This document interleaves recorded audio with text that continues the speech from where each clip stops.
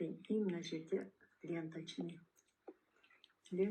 былай айналып, былай барып, бұл жерден айналып, қайтадан жоғары шығып, одан былай айналып, былай тоқтайды. Міне осы құрттардың кесірінен 8 жасар қызда псориаз деген ауру. Мына құрттардың бәрін тазаласа, псориаз кетіп қалады.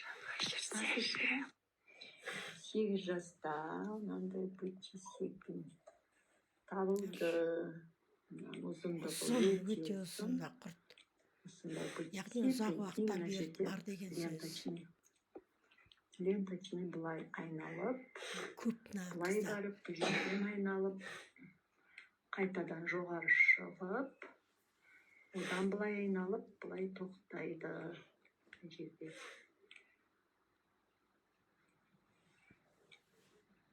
Мына жерде.